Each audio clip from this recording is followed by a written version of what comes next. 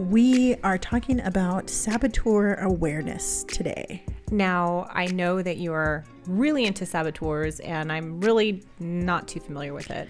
Yes, I am a big fan. It feels weird to say fan, but I very much enjoy the work with saboteurs and kind of recognizing them and seeing what it is. And a saboteur, dear listener, is basically that little voice inside your head that may stop you from doing different things. So some people call them gremlins, some call them your inner voice, your critic, all of that different stuff.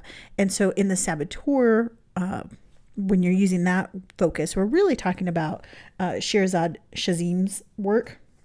Shamin, I'm saying that wrong. And his work in positive intelligence. So we're really excited because we are going to be doing a book club on this book. Yes. And it's at the end of March. It's at the end of March, just giving you a sneak peek. But we wanted to talk about saboteur awareness today because really it's a way for you to understand yourself better and have a better understanding of what are the different drivers that you have within yourself that might make you do certain things. What I like about it, because I haven't read the book just yet, so listeners, I'll be right there with you as we're reading this book together.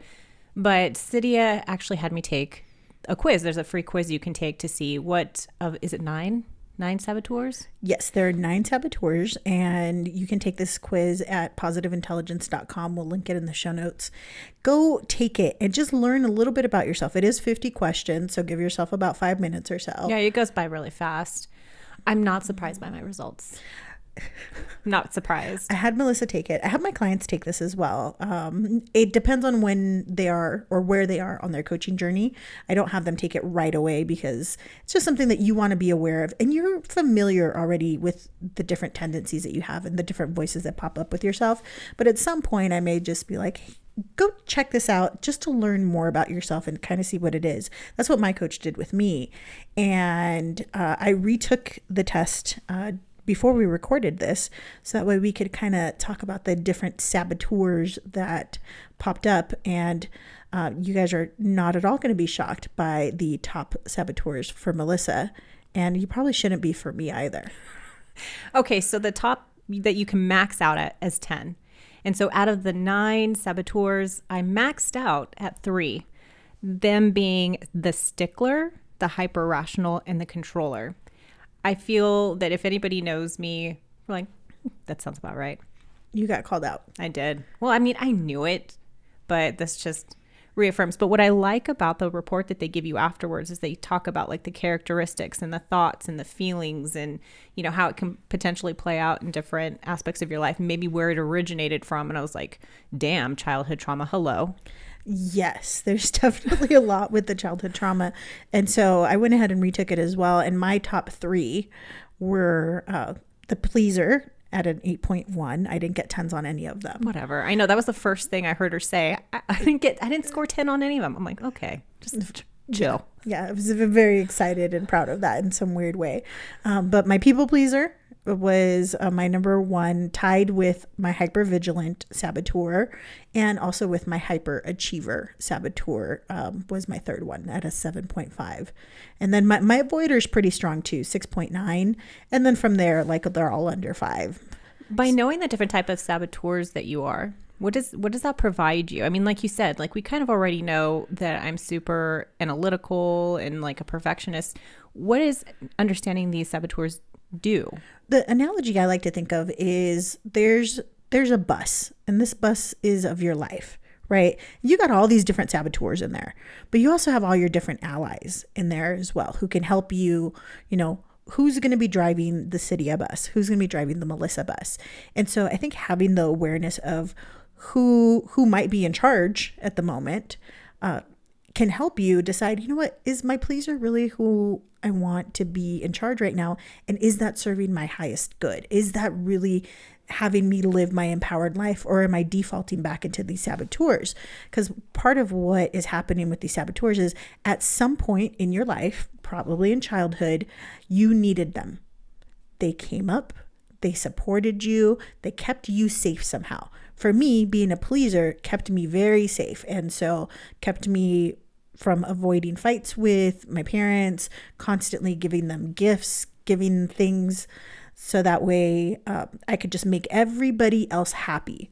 Well, at what expense? Well, at my own expense, right? So I know that when my pleaser is there, it's my pleaser is a part of me, but I know I don't always want it to be in charge, because sometimes, the thing that I've been talking about with you is really, I want to be more this year, and I want to be valuable just for being valuable, not because of I'm pleasing everybody. I'm doing all these things to make other people happy. I want to make myself happy. And that's really the driver that I have. But I know I am fighting, my 38 years of programming where this pleaser has come up and has kept me safe. Being hypervigilant, being a high achiever, those things have helped me in my life, but they don't help me right now. Well, and I was going to ask you, so I think you mentioned this off air, that you took this exam this time last year. About this time last year, yeah. And so what was different at all, and what do you think attributed to the different results that you received? I think part of it is knowing when an idea pops up, right? And or the voices pop up in your head, is knowing who's popping up. Is this a saboteur energy? Is this something that's a little bit more on the negative side? And these saboteurs are trying to keep you safe.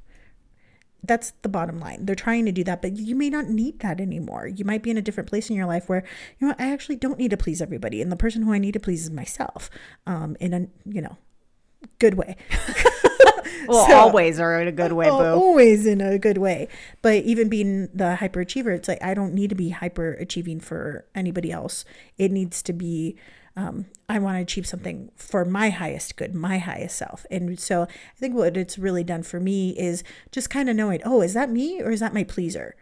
Mm-hmm. Because my true self is happy and content being herself. She feels safe. She feels strong, and is just a totally different vibe. It's like, okay, when I'm making a decision, or I'm, doing anything really, like any action that I'm taking, who is this for? Is this serving my higher self? Is this serving the person who I really want to be in this world? Or is it serving one of these more negative energies because of some sort of scarcity or fear mindset that I might have gotten myself into? But I think that also speaks to the importance of even doing like some check-ins. So like you had mentioned, it's been about a year since you've done it, because I think in any test, whether you're getting blood work done, taking this Saboteur test, that's just a snapshot in time. And so the emotions that you're feeling right now, the situation that you're in, the job that you're in, the relationship that you're in, that's all going to influence these different saboteurs. It might heighten them, they may decrease some. But I think even just doing maybe just like a regular, maybe once a year, see where I'm at. Yeah, just to kind of see where you're at, having additional information. Any of these personality tests that you may take, or quizzes and things like that, all they do is give you more information about yourself, which is not a bad thing to know, but they don't necessarily define you, and they're not going to tell you everything. I wouldn't necessarily pigeonhole yourself, because I know that taking quizzes can be a slippery slope, because all right, you might peg yourself as, okay, I'm an introvert. Well, then you may just like, that's your identity, and you may not take chances to explore or flex this extra version that you can do. So I think that there's like this fine line between knowing a lot about yourself and then making that your identity. Absolutely. I think that having that line, or being aware of that line, is really what it comes down to. And just knowing, hey, this is information. It might be information that you find useful for yourself. It might not be. I've taken the Enneagram one because I was in an organization that would not shut up about it. Well, and you love quizzes. I do love quizzes. I do love me a good quiz. That is not a lie at all. But it's not one where I've gone fully all in on. And then I've been getting a lot of stuff on human design, and I'm like, I don't know what that is. Like, I don't know if I'm a generator or a super generator. I'm like, that all just sounds like a lot more work. But this one here with the saboteurs is really just knowing, who's coming up with this decision? Like, if I'm deciding not to pursue, let's say, we'll just use my coaching as an example. If I decide not to do that and to really stick in the law as a lawyer, who am I doing that decision for? I can tell you it's for my pleaser. That's going to make everybody else happy. It's going to make my parents happy. I think to a certain extent it would make Matt happy or relieved, probably a little bit of both. But I would be doing that for other people, not for myself. Well, it's funny that you're mentioning, like, asking yourself, who am I doing it for? But I am currently taking, it's funny, a friend of mine, she's hosting this class about perfectionism and being a, stickler, AKA perfectionist. It's kind of just weird that it would kind of come along at the same time. But what's interesting is she's like even broadening the question. It's not even necessarily who am I doing it for, but it's like, how is this impacting my relationships? How is this impacting my work, my relationship with my spouse or my partner? And it kind of just helps you think about the different ways that these types of characteristics show themselves in these different aspects of our lives. Oh, 100%. I mean, one of the things that I did that I showed you, and I don't think I've talked about on the podcast, is that my pleaser tendency comes out sometimes in the form of gifts. I do enjoy giving gifts. That's something that I've done for a very long time. She knows this. And so I've also decided to declutter my house and get rid of as many things. And Melissa's been very, very helpful with that. And so it was finally time for me to organize everything. So I was like, okay, I'm going to take all of the different things that I've bought over the years and I'm going to put them in one place. And then I'm going to organize and I'm going to get rid of things. And dear listeners, if I'm decluttering again, please remind me that Matt is not the person to help me with this. It is Melissa. I chose the wrong M. So I still have a lot of these gifts. But what I did was I ended up laying them out in my call it my little reading room area. And so it's like there's this big carpet there and a couple ottomans, and I just laid everything out. And as I was looking at it, I actually made a whole video about it on TikTok, and it made me so incredibly sad to visually see how bad my pleasing was or is, that I could literally not buy people gifts for probably like the next 4 or 5 years and I'd be good, because I've got plenty of inventory. And it is like things where I've bought it because it reminded me of somebody, or, oh, this will be a nice gift for somebody. And then just that mix along with anxiety of being like, oh yeah, no, I'm not going to give them that because I don't think it's good enough. And then I start like doing this whole mind fuck to myself. So yeah, that was fun. And speaking of like my perfectionism, so in this course that my friend is offering, she signs everything off as like a former perfectionist. And, we met, had a group coaching call, and I don't agree with that. And I realized that I've even made the same mistake before I think on previous episodes, I've talked about me being a recovering people pleaser. The thing is, I know these are things about me, and I know that that's what makes me unique and who I am. So I don't necessarily want to never be a perfectionist, never be a controller, never be hyper rational or anything like that, because that makes me who I am. I think as I'm working through both the saboteurs and in this perfectionism work, it's like I want to be able to flex these skill sets because it's what I'm known for, and it works. It serves me well at work. But I also want to be able to establish boundaries so that these don't necessarily carry into my friendships, my relationships, and, the time that I have with myself. So I think developing tools and skill sets that allow me to, one, recognize when I'm falling into one of these saboteurs, like you had mentioned before, but then what do I do when I find myself in these situations? What have you found that you've done? Like once you've caught yourself, you're like, oh yes, this is the judging, or what do you do? So what I've done is really identify, oh, okay, this is my pleaser, right? So if I did more work with my pleaser right now, which I haven't done, but if I did, it would be something like, well, what does she look like? And my pleaser, it's actually funny because I did a whole video with all of these different personalities. And my pleaser, she's like super beautiful. She's super nice. She is like my 1950s housewife, like pinup girl of myself. But she's the housewife version. She's not necessarily, maybe she's showing the lingerie. That might please somebody. Like, she's doing that kind of thing. But like, basically what you want to try to do if you can is really identify, what does this pleaser like to do? What do they like to eat? What is their favorite drink? What are they wearing? What's their idea of an ideal vacation? Do you make it almost like they each are their own identity? Yeah, because they really are. And so when you can put it outside of yourself, as it's an aspect of yourself, but not necessarily the whole thing. So the way I like to think about it is you're filling up this bus, and this bus is your whole personality and your whole being. And you've got all these different seats, right? And you're going to know who that is. You don't necessarily always want your pleaser to be The driver. the driver of the bus, because it's going to be like, oh, well, you want to stop for a potty break? Oh, sure, let's go ahead and do that. And then everybody else is going to be upset. Or, we just stopped and you're just like, oh, I'm sorry, honey. Like you're doing everything that you can to help everybody else, instead of, hey, we got to stick to the schedule, which says you got to wait, kind of a thing. And so part of it is, if you make your saboteur something outside of yourself, when you're trying to make these bigger decisions for yourself or really live your life the way you want to, you can go ahead and say, okay, well, not right now, penny pleaser. You go sit over in the corner. We're doing this right here, and we see you, we recognize you, but you're not going to be part of this decision right now.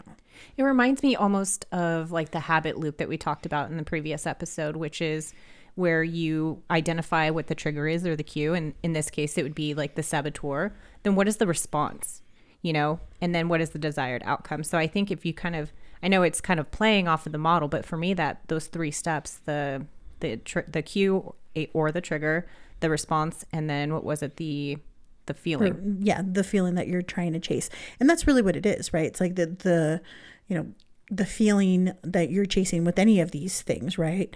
Of just, okay, I want to feel in control. I want to feel like I've got everything, that nobody can have anything over me, right? That could be it.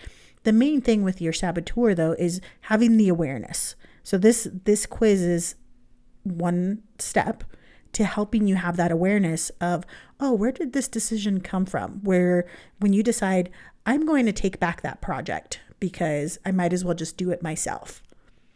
Does that actually benefit you? Does that help you? I'm going to say oftentimes in my work environment, it would. And would. Would it though? It would. How interesting. So I'm just like, no, it would. It would, but at what cost? Well, there's always a cost to something. I think one of the things, like when you're talking about these saboteurs, is, to me, we talk about words create worlds, and like the word saboteur has a negative connotation. But I think when used in a positive way, or in a way that is maybe has boundaries, that they're not necessarily saboteurs, but maybe, I don't know, like I wouldn't say helpers, but you know what I'm talking about. Well, I mean, they were helpers at some point. And so the thing, or allies, I think is what you would call them. Yeah. And I wouldn't necessarily call these guys allies, because really these guys are trying to, the main purpose of your saboteur is to keep you in your box, keep you in your lane, and not have you try anything else. The saboteur wants you to stay small. They want you to stay in your little zone of, we'll call it zone of excellence, since that was something we've been talking about, or we were talking about off recording. They want you to stay here because here is safe.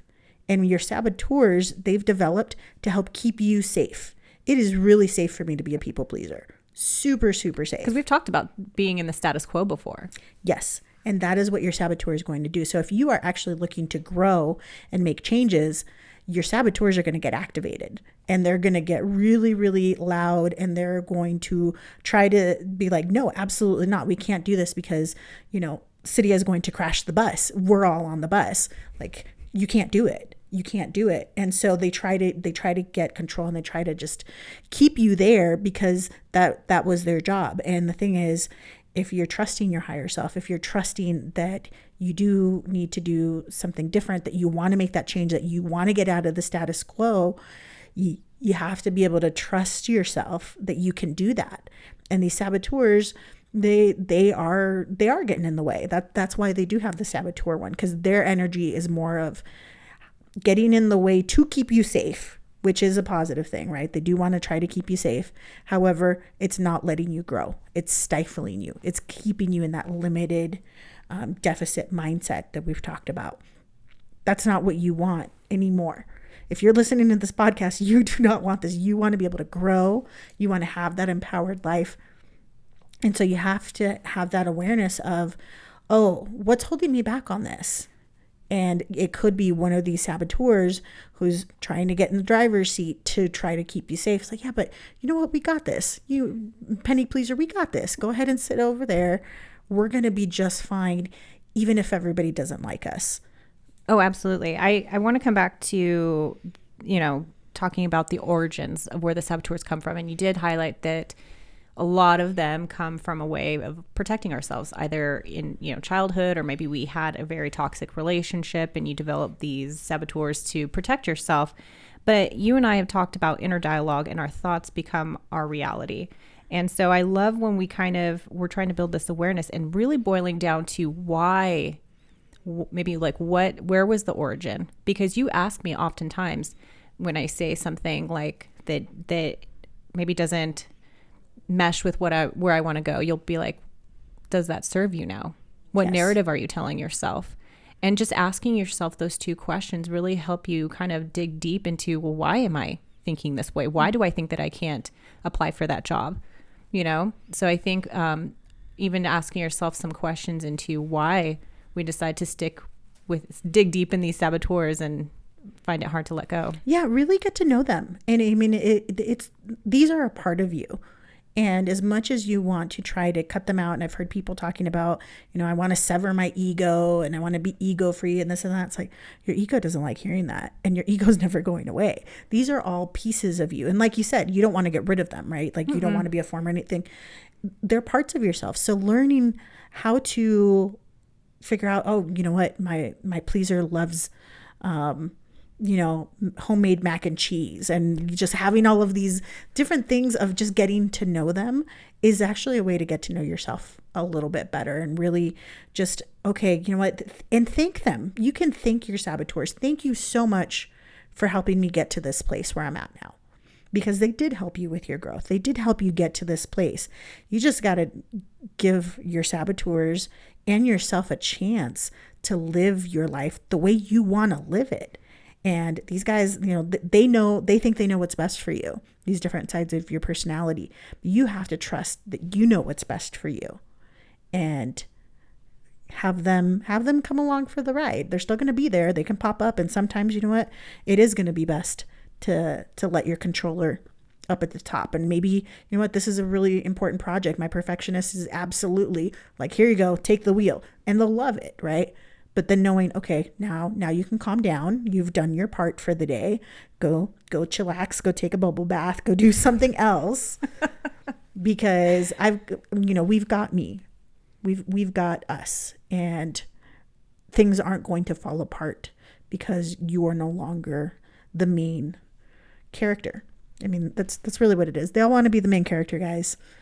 Well, and I think taking this test, I mean, it's not like, okay, I have this test and now I have all of this knowledge. It takes a lot of work. Like even in just this perfectionist class, understanding the origins and giving examples of, I think one of the questions was like, can you give an example, or what is a memory you have of your caregivers, imposing like perfection in you, how have they nurtured this within you? And some of these were pretty painful. So I think even as you're working through these saboteurs, you're going to come across some uncomfortable memories, whether it's pain you've inflicted on other people or pain that others have inflicted upon you.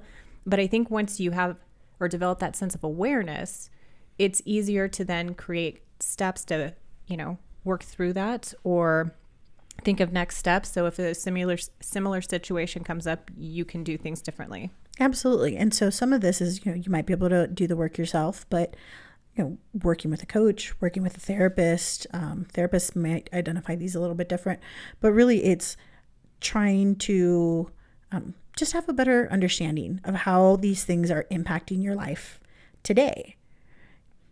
That's all it is. You want to learn more about yourself. You want to have greater insight as to, why am I doing this thing? Why do I always seem to get here? Like my avoider isn't one of my top 3, but my avoider definitely pops up and it's like, la, la, la, la, la, we're not doing any of the things. We're going to keep our head in the sand because it'll be safer that way. And I was like, well, actually it's not. Like we got to lay things back and you have to actually take a look at it. But it's just additional information that you have, and then you can make an informed choice as to what your next step is going to be in whatever that is, whether that's a career move, whether that's a relationship, whether that's, healing your relationship with, toxic parents, whatever it is that you're looking to do, you can do it from a place of choice as opposed to one of these saboteurs that's, trying to just keep you safe. That's it for this episode. Find us on Instagram at Pivotal Moments HQ for all the BTS and sister-like banter you know and love. We want to thank our producer and music director, Ron Johnson. This has been an Astronomicus DMR and Pug Productions podcast.